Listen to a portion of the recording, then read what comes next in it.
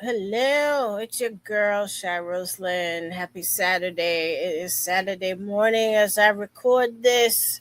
I finally got it together and I'm posting. Yay. I am your girl, Shy and yes, it's time for an update. This is notes from the audience, and I'm back. I didn't expect to be back this soon. Um, I didn't. Oh shoot! The stupid recording. Hold on. There was something here that I did not want. Oh, okay. All right. So anyway, I'm still putzing about with StreamYard. They've made some changes. Some of them are pretty cool. Some of them, eh. So I'm still using them, but I'm gonna be looking around for something else to do. To use, especially with Beat and Chat. I might try something with that. Something new with that. But anyway, anywho, happy Saturday again. It's your girl Shy Rosalind. And yeah, I didn't expect to be doing another episode so soon, but yes, welcome to Notes from the Audience. Um, I have not done a church drama flowchart in a bit. It has been quite a few months. Life was lifing and stuff was going on. So I figured with the latest stuff that's been happening, it's time for a new one.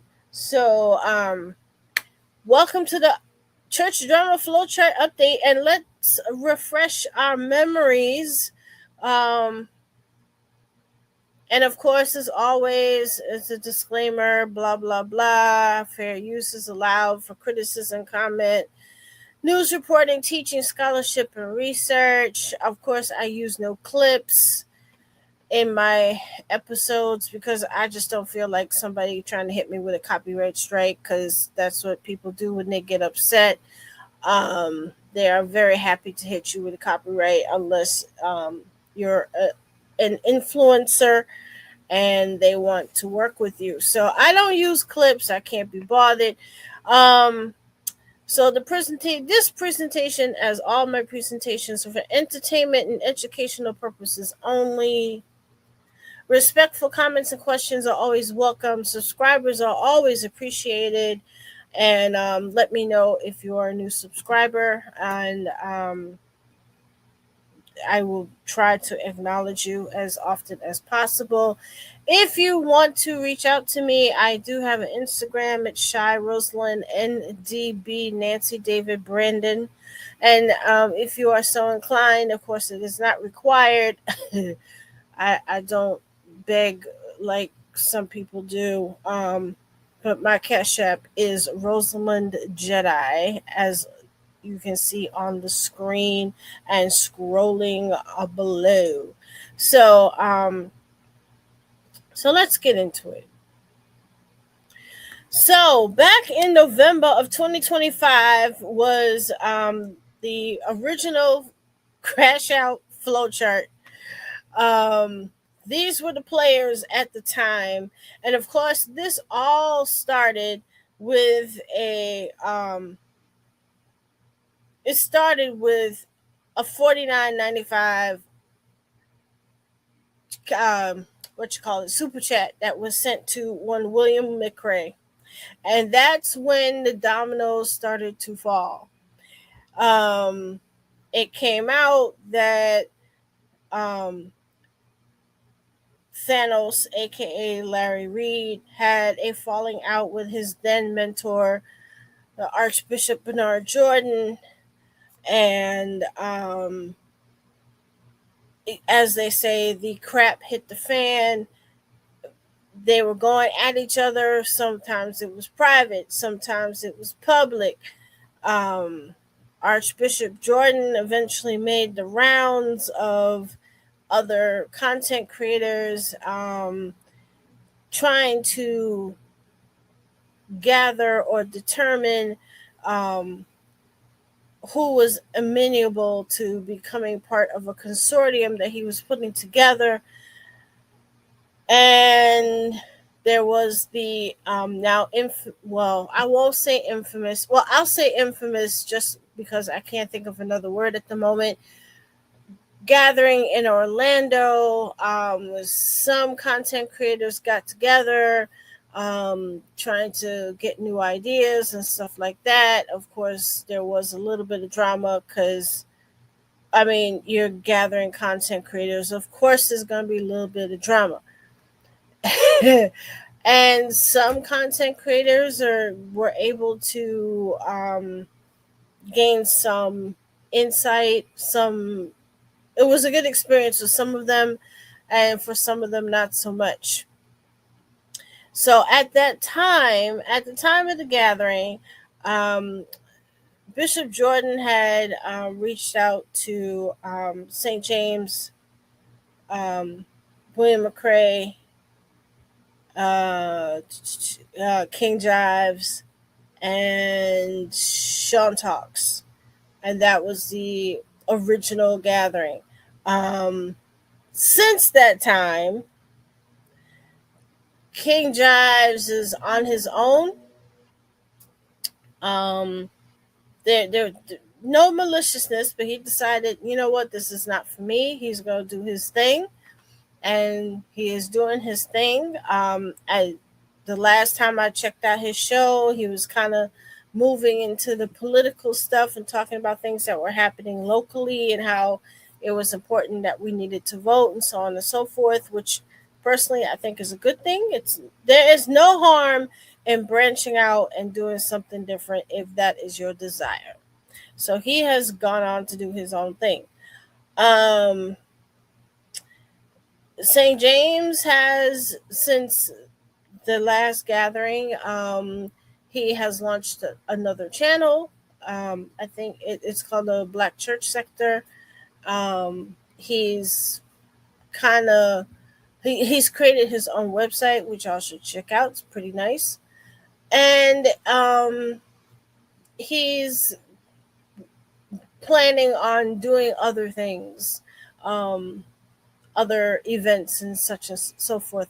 And he will be on the red carpet at the Stellar Awards. So he's kind of moving into his own thing, but he still has some ties with Bishop Jordan and Sean Talks and occasionally William McCrae. William McCrae. Oh, William. I am not a fan of William McCrae. I'm not.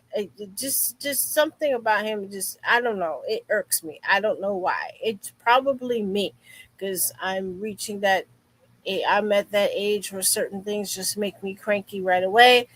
And William, yeah, he kind of does that. Anyone that wears a plaid suit and a striped tie, where the buttons are fighting to keep the jacket closed, and he's wearing two girdles, and I can't. I just can't. I can't.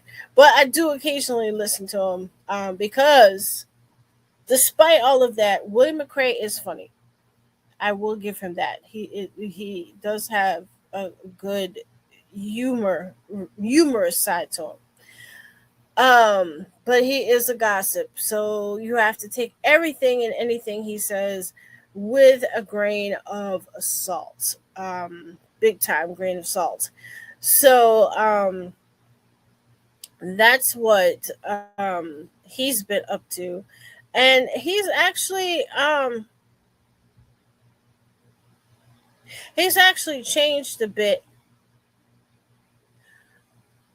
He's a little bit more organized now. I will give him that as well. He is a little bit more organized. He has put himself on TikTok and Facebook and YouTube, so he has a steady audience. So I will give him that also. He has a very steady audience. So he has made some changes. We'll see how that goes. So as far as Thanos, as I refer to him, and if you want to see the full breakdown of the names that I came up with, you can check out my video, Villains versus Heroes, and you'll get more details on who I refer to as who. But Thanos, aka Larry, um, and Bishop Jordan are now became involved in they're in a lawsuit. Okay, the lawsuit started in last year, and there's a bit of back and forth, basically, and the paperwork is on Patreon. I'm not Patreon. I'm sorry. Paperwork is on Pacer, Pacer, and I talked about that as well in a previous episode.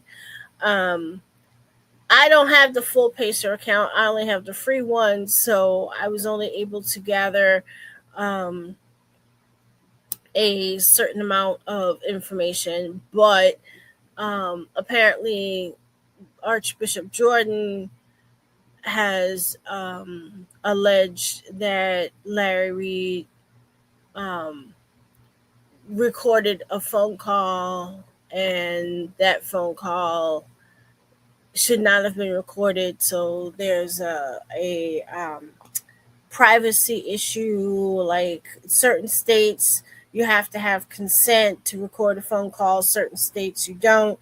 So that is continuing. I have not officially heard an update on it. I will pop over to Pacer and see if anything's been filed. But as of the time I'm recording this, I have not heard anything. So at least, yeah, I haven't heard anything. So I'm gonna go check it out, and I will do like a short or something like that or I'll just do a post, and I'll let y'all know what's going on. But yes, there was a lawsuit going on. Um, Another content creator, he's not pictured here. His He goes by Conscious TV. I call him Poodles.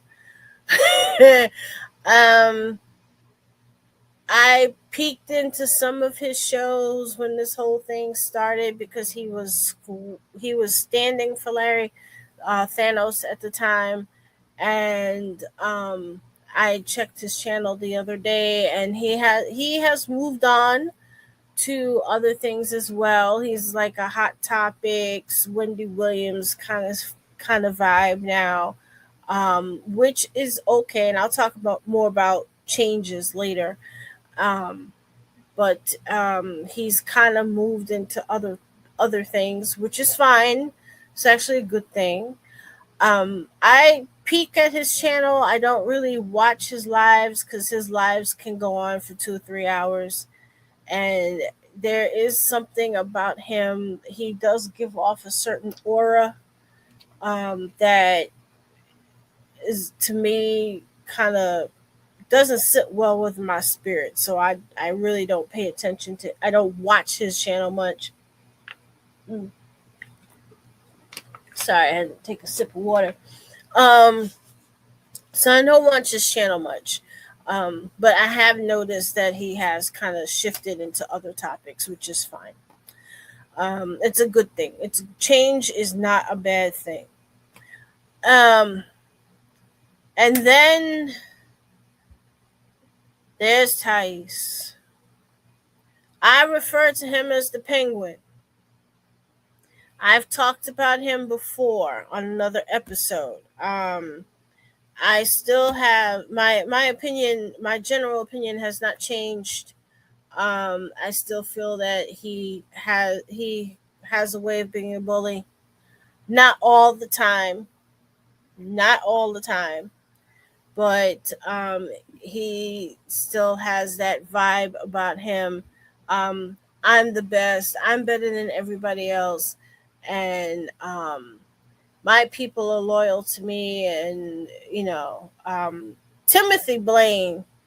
And one of these days, I'm going to talk about Timothy in depth. But Timothy Blaine, if you want to get an idea of the opposite of Thais, go visit Timothy Blaine's channel where he talks about Thais, and you'll kind of get the gist. Um, I'm not as I'm not as extreme as Timothy when it comes to Thais. Thais is not necessarily my cup of tea, but Timothy Blaine he goes in.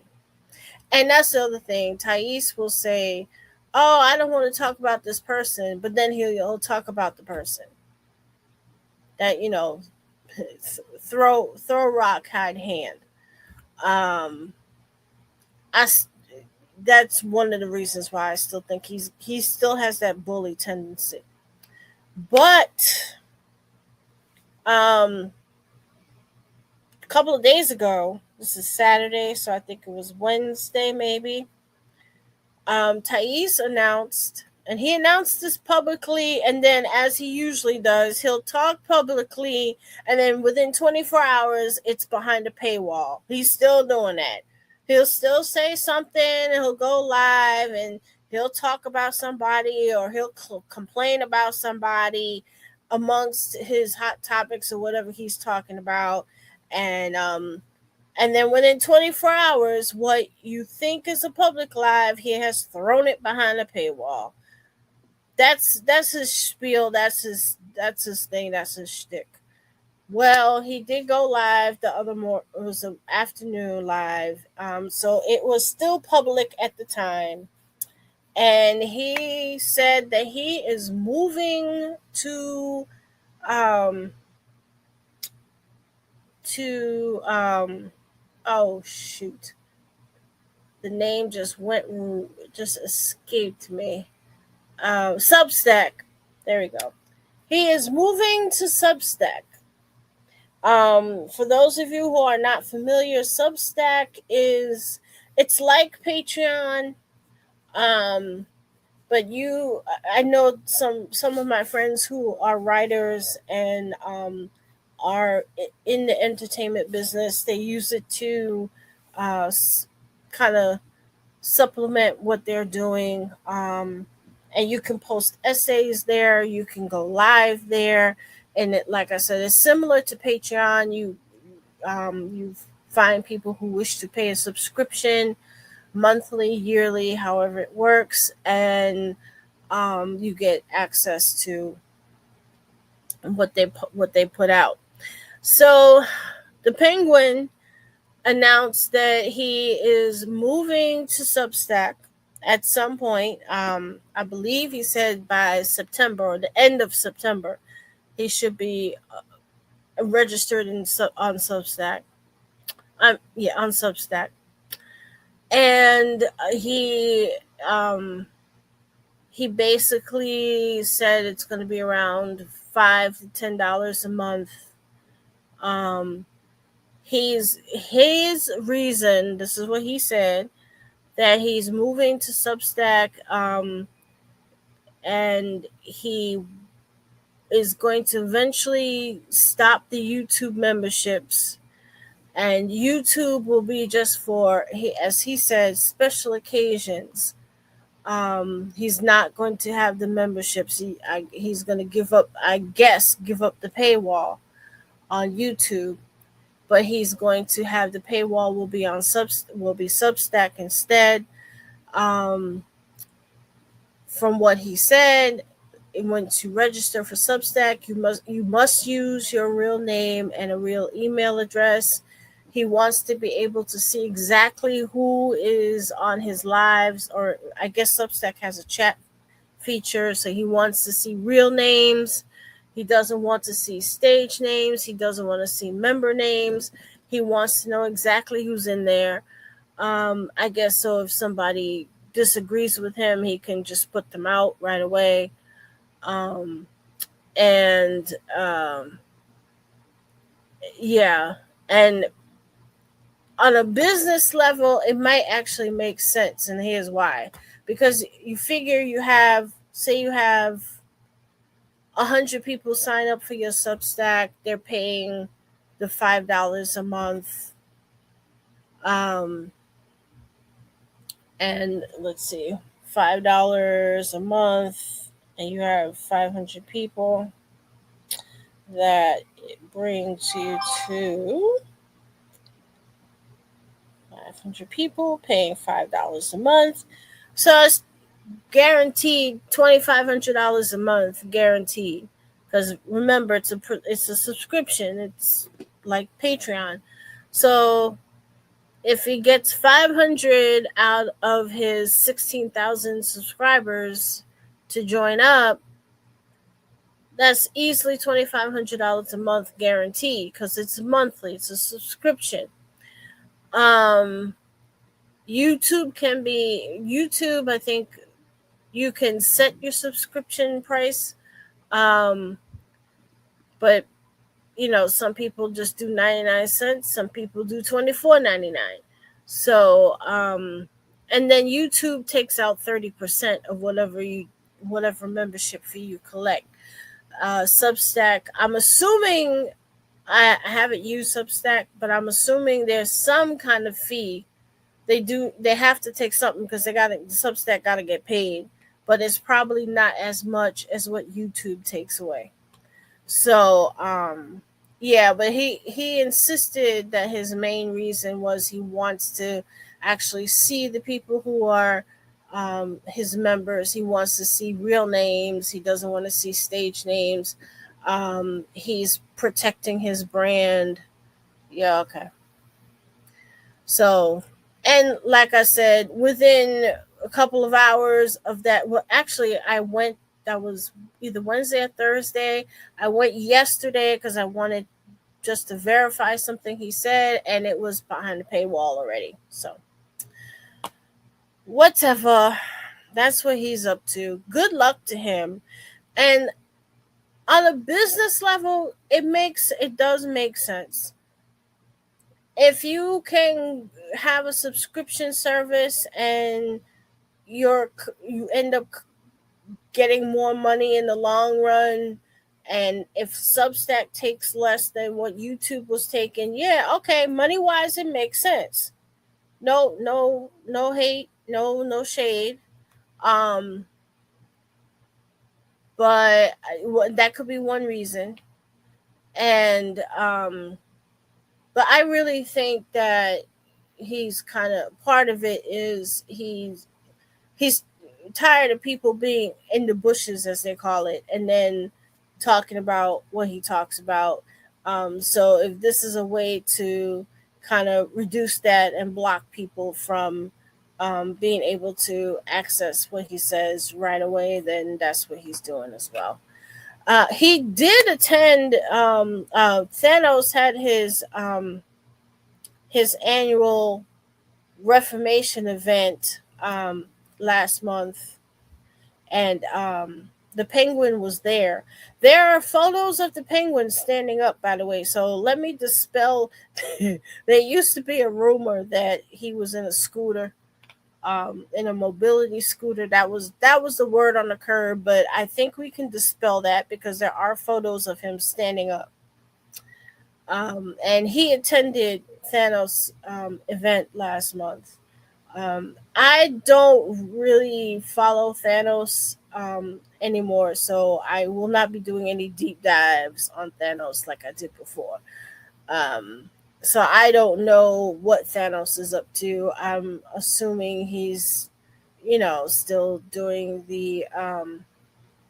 And I'm not even in the Patreon anymore. I hardly ever get anything from his Patreon. So I'm assuming he's still collecting tides and tarumas and that sort of thing. I'm assuming he's still doing that. Um, the last I heard, he kind of shifted everything. Um, he reorganized the ministry, so quite a few people were let go. I think it's just a core group of him, and I think two of his best friends, and him that kind of run things now. So they've made quite a few changes. Um, So I'm assuming that's what he's still doing. And the last big thing, he was still backing Brian Karn for a while. Um, I think he's kind of distanced himself from Brian Karn for a bit, because Brian Karn is scheduled to report to jail um, anytime after the 14th. So that's the next big church news thing that's coming down the pike. Um, so let's see. Let's go back. Then the Juice Radio and talk show. She had Regina. She's a sweetheart. She had the reporter that did the interview with Kenneth Copeland. Now, for those of you who don't know, Kenneth Copeland is a televangelist. He's been around for donkey years, as my mother used to say. And at one point, a few years back, he had asked the congregation to help him buy a new plane. The plane that he was using at the time, I guess it was getting old and parts and things of that nature. So he wanted a new plane, y'all. So he asked the congregation, he was asking for tithes and offerings to buy a new plane. Kenneth Copeland he should not need to ask his congregation to buy him a new plane, because he's got like a ton of real estate and other things going on. He could have easily paid for that plane himself. But he asked his congregation to pay for it. All right. So this young lady, her name escapes me at the moment, but she did she was a reporter, and she went to him and said, "Hey, what's going on with this plane?" And the clip is classic. I mean, if you type in Kenneth Copeland plane or Kenneth Copeland interview about plane, type that into YouTube, you'll see the clip. He said something very odd to the reporter, and he just had this demonic look in his eyes. Well, Regina, the Juice Radio and talk show, interviewed this young lady. I think it was Thursday. Thursday or yes, it might have been yesterday. But you definitely need to go check out that interview. Like I said, the original interview was years ago. So it was interesting to see, because people are still talking about it now. So, but definitely go check out her interview. Again, I don't use clips. So y'all need to go to the channel and watch the interview. Regina has some good interviews, let me tell you. And she's a serious prayer warrior. Let's see what else is going on. Mad Church Disease, happy birthday. I know today is his birthday. Happy birthday. He has been doing some heavy lifting regarding Brian Karn. And the other big thing that's coming down the pike is Eli Lilly versus Kojic. Now, I talked about this a couple weeks ago, or maybe a month ago when it first hit. I shared Mad Church Disease's flowchart. If y'all don't know, go look it up or go to his channel and check it out. There is a $200 million complaint was filed, and in which Eli Lilly said that the Kojic Health Ministry was basically getting paid 3 times. They were in a program where they would have their parishioners receive Trulicity, and like I said, go see how Mad Church Disease broke it down, because he literally broke it down. But basically, allegation or the accusation is that the Kojic Health Ministry was not only getting a grant to purchase the drug, then they were selling the drug through another party, collecting that money, and then submitting the rebates to Eli Lilly, and claiming that, according to the allegation, according to the complaint, was claiming that they were sending the rebate requests back to Eli Lilly to get more money from Eli Lilly. So the latest update is an injunction has now been filed. One of the defendants in the injunction has requested more time to gather their paperwork, get their paperwork together. So that is something that's going to be ongoing for quite a bit. You can go to kojikjustice.net. As a matter of fact, I'm going to, while I'm talking to you guys, I'm just going to double check that website is still active. Kojic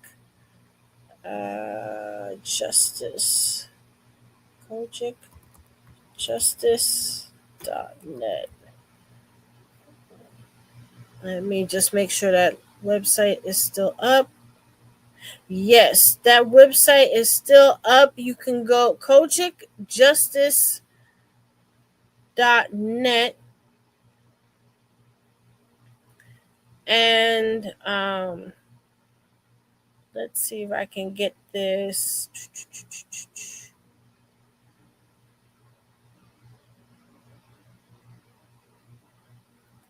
There we go. All right, so go here, kojikjustice.net. You can go here. They have the documentation, and you can, if you are so inclined to download the documentation, or if you want to read it without having to search through Pacer, go here and get all the details. And as a matter of fact, I'm going to try and see if I can find, oops. I'm going to take a quick look. Just bear with me one moment. I'm going to see if I can find Mad Church Diseases breakdown. Come on. Oh, it's getting slow. Okay, here we go.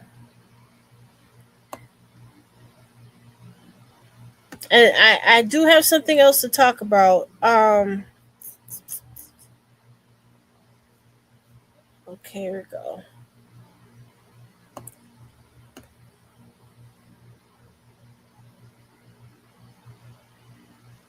Okay. Let's see. Give me one more second, guys.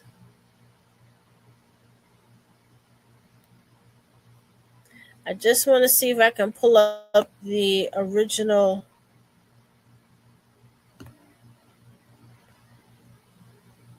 Come on. Come on. Ah, okay. Here we go. I just want to pull up that one other flow chart so you guys can see it. And then I shall move on.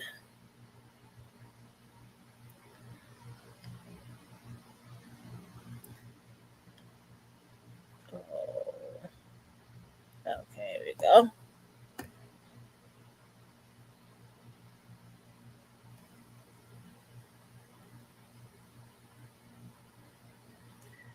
All right.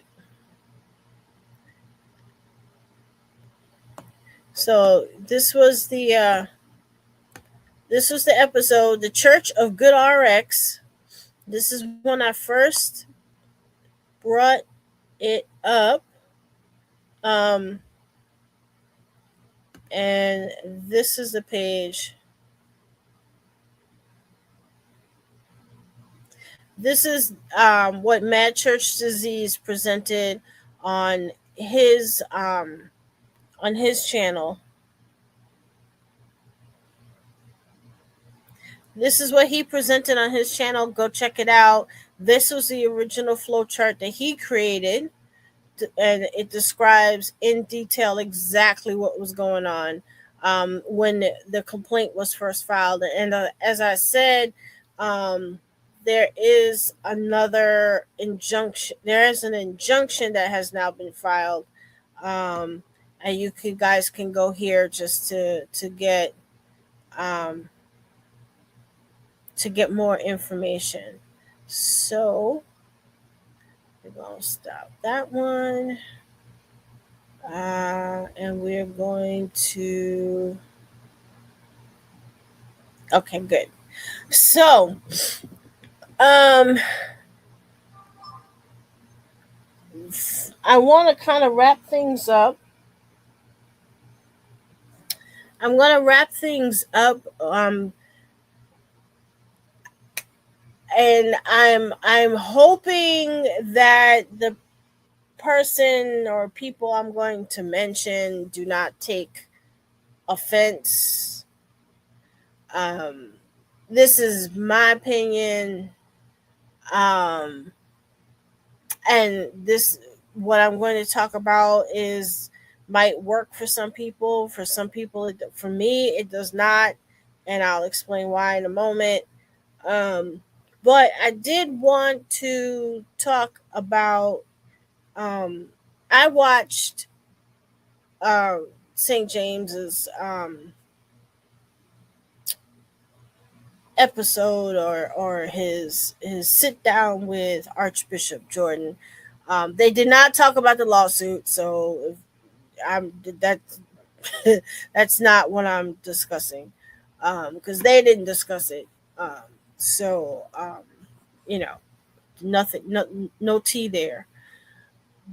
The focus of the episode was on using AI, and Bishop Jordan has what's called the Sacred Assistant, or something to that effect. And it's an AI bot that um, does assist. It helps him with research, which makes sense. Um, and it helps with brainstorming, because he did say, Archbishop did say that he's working on his autobiography. So I can understand. Basically, the AI bot, he's using the AI bot as an editor, or almost as a ghostwriter, which I get, because a lot of authors do that. They have someone read their stuff and make suggestions and whatnot. I have absolutely, well, almost no problem with that. It makes sense to have a second pair of eyes look at what you're doing. Got it. It makes sense to have a second pair of eyes do some research for you. Got it. What makes me personally a little uncomfortable is that the AI bot was giving prophecies. That makes me cringe a bit. Um, because the thing with the AI, you have to feed it. You have to constantly give it information, and then it takes the information that you give it, and then it generates whatever it's going to generate when you ask it a question. Now, I have started to use AI as far as artwork. The thumbnail that y'all see, I finally broke down and I tried Canva AI. So let me see what it comes up with. And I liked what it came up with. I have used Chat GPT, the cheap version, the free version, because I ain't paying for it. Um, to help me when I did my mother's eulogy. I typed it in and I said, okay, let me try this because I didn't have time to, ask my cousins, hey, what do you think? I had to do it quickly, and it gave some suggestions based on what I told it. So at the end of it, I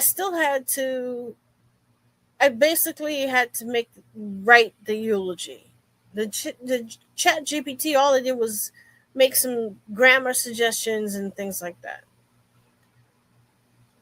And again, that does not make me cringe that much. I mean, I'm old school as it comes. I'm like, if you got to write a thesis paper, go to the library, look up your sources, do your thing, read your sources, and then generate your thesis and use your sources to back up your thesis. That's how I was taught. They're not teaching kids to do this nowadays. They're not.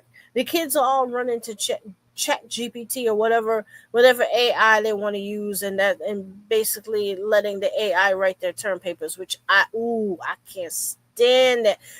Ugh. We're not using our brains anymore. We're just giving information to this whatever software, basically, and having the software spit something back out, and then we say it's our own. No, it's not your own. The AI done wrote it. You didn't write it, the AI did. Come on, y'all.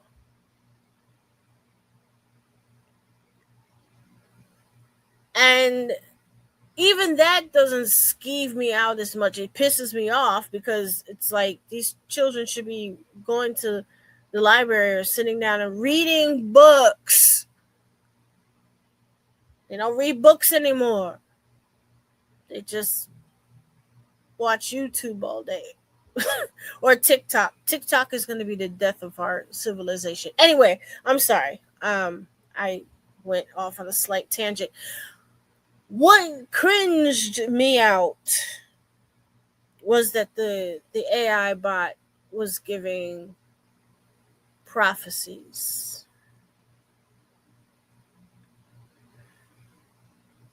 And the AI bot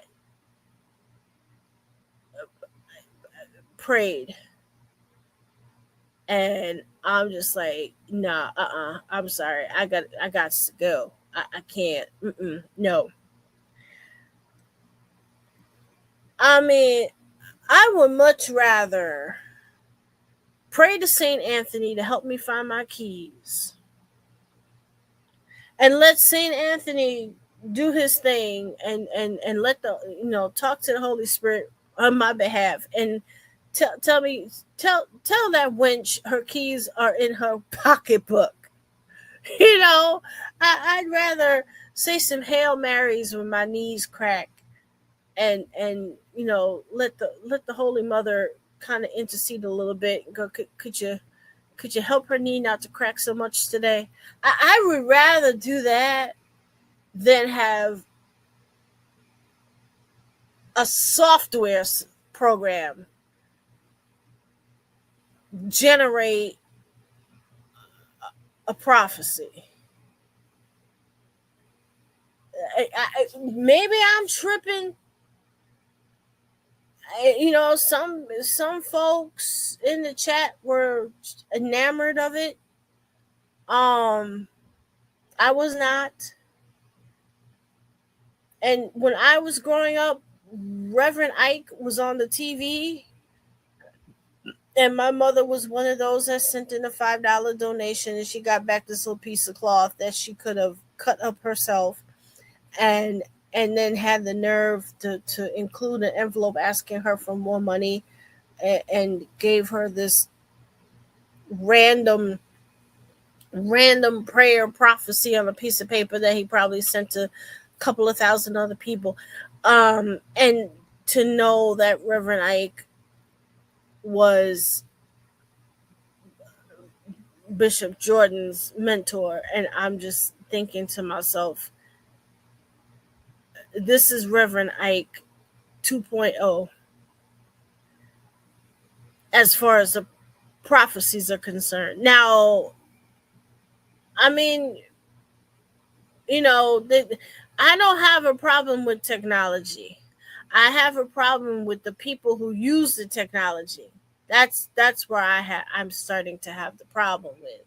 And it's one thing to use it. There's a using the technology for good and not so good. And that's where I'm having the issue with. That's what's skeeving me out. So I just, departed the chat. um and I just, I didn't say anything because again, I don't want to offend them. um you know I do enjoy St. James's content, and full disclosure, he has supported my business, um and I have designed some things for him. So I don't want there to, obviously, I don't, on that end of it, I don't want any ill will. But I I think going forward, if Bishop Jordan is on the show, I will probably not watch that episode because I can't get around the AI for prophecy. It feels like you're cheating. That's what it feels like. It feels like you're cheating. And I just can't. So anyway, that's how I wanted to wrap up this episode with. And again, respectful comments, questions, I'm more than welcome. Go for it. I'm fine with it. Um, you know, and subscribers are always welcome. Likes are free, sharing is caring. And that's what I got for now. I will do a beat in chat. I'm hoping to do it this weekend. Um, I will have to move some things around because we're having another heat wave in New York, so I can't use my regular studio. But I'm hoping to move some things around, and maybe I can do hoping to do a brief live beat in chat.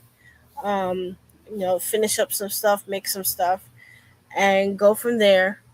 And I think that's it for now. So thank you for listening, watching, and I will catch you guys on the next one. And I'll take a look in Pacer, see if anything new is going on, and I'll do a short, or I'll just put something. I'll post something in on my community wall.